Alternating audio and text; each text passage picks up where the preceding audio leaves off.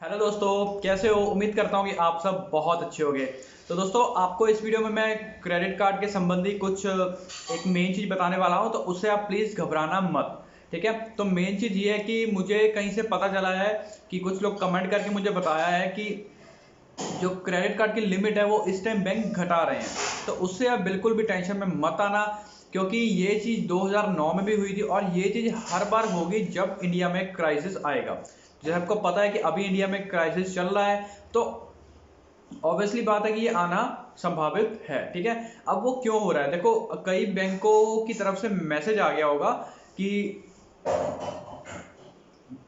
आपकी लिमिट को रिवाइज कर दिया गया है। ठीक है, रिड्यूस कर दिया गया है। ठीक है, आपकी मतलब 1 लाख थी तो आपकी 20,000 कर दी है, 30,000 कर दी। तो वो इसलिए की है क्योंकि उनको पता है कि अभी इस टाइम में क्या है कि लोगों के पास पैसा है नहीं, तो लोग ज़्यादा से ज़्यादा क्रेडिट कार्ड को यूज करेंगे, उससे वो बंदे डिफॉल्टर ना हो जाए। ठीक है। तो इसलिए बैंक क्या है, रिव्यू रिड्यूस कर रहा है, तो वो कोई टेंशन वाली बात नहीं है, क्योंकि बैंक की इंटरनल पॉलिसी होती है। आप कभी भी अगर आप बैंक की साइट पे जाओगे तो आपको वहाँ पे हमेशा लिखा हुआ मिलेगा कि हमारी इंटरनल पॉलिसी, हम कभी भी लिमिट को घटा भी सकते हैं, बढ़ा भी कर सकते हैं, या कुछ भी कर सकते हैं। ठीक है, ये बैंक का अपना मैटर होता है, तो आपको घबराना नहीं है। अब आपको अपनी लिमिट को इम्प्रूव कैसे करना है वो आप एक बार ध्यान से देख लो।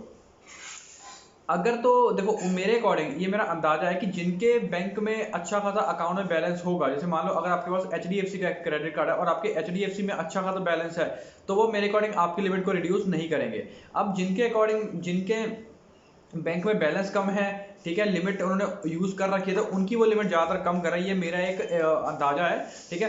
तो अगर तो आपके अकाउंट में बैलेंस अच्छा है तो वो आपकी लिमिट को रिड्यूस नहीं करेंगे, अगर आपके में बैलेंस कम है तो आपको कर देंगे, प्लस जैसे जब टाइम पे यूज करोगे, टाइम पे पेमेंट करोगे, तो वो आपकी लिमिट को इंक्रीज भी कर देंगे। उसके बाद एक चीज का आपको ध्यान और रखना है दूसरे नंबर पे, कि इस टाइम में आपको अपनी सिविल स्कोर को खराब होने नहीं देना है। अगर आपके पास पैसा है तो आप प्लीज अपना लोन अभी पेमेंट कर दो। वेट मत करो कि आपका 3 महीने बाद टाइम आएगा तो तब पेमेंट करोगे, तो प्लीज ऐसा मत करो, अभी इंस्टेंटली पेमेंट कर दो। आपका ही नुकसान है, 3 महीने में आपको इंटरेस्ट भी देना पड़ेगा और जितनी EMI वो भी देनी पड़ेगी, तो ओवरऑल आपका ही नुकसान है। अभी फिलहाल में आपको कोई कंपनी लोन भी नहीं देगी, उनको पता है कि अभी पैसों की शॉर्टेज है, तो अभी क्या है, लोन आपको थोड़ा मुश्किल से मिलेगा। जैसे ये मॉनिटोरियम खत्म होगा, सॉरी, जैसे लॉकडाउन खत्म होगा, तो उस टाइम पे लोन भी आपको मिलने में थोड़ी दिक्कत आ सकती है, क्योंकि बैंकों के पास क्या है, रिकवरी हुई नहीं है। जो पिछले 3 महीनों में लाखों करोड़ों रुपए का जो लोन रुका पड़ा है, तो बैंक के पास शॉर्टेज आ गई है पैसों की।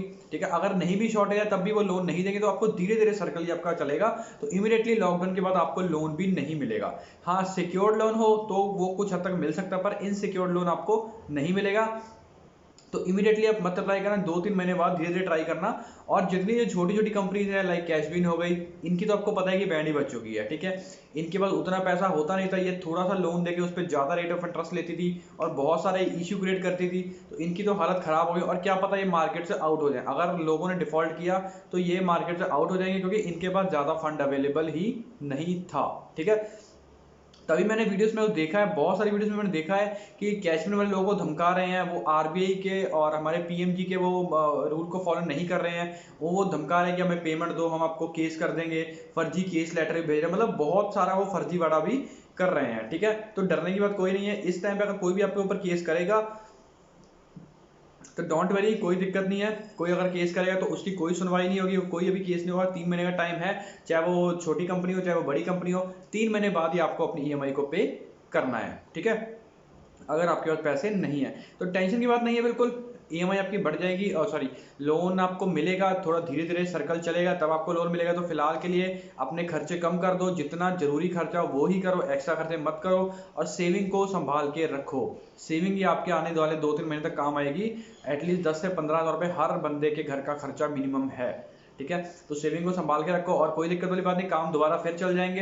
ऐसी कोई बात नहीं है कि रिसेशन तो आता ही रहता है, 2009 में आया था, फिर आई थिंक 1900 भी किसी ईयर में आया था, मैं उस टाइम पे अवेलेबल नहीं था। ठीक है, मुझे ज़्यादा पता नहीं है, पर 2008-9 में रिसेशन था और अभी फिर आया है, तो वो 6 महीने 1 साल लगेगा, तो वो रिकवरी हो जाएगी, धीरे धीरे बिजनेस शुरू हो जाएंगे, फ्लो, कैश का फ्लो बढ़ना शुरू हो जाएगा। तो इतनी कोई टेंशन वाली बात नहीं है।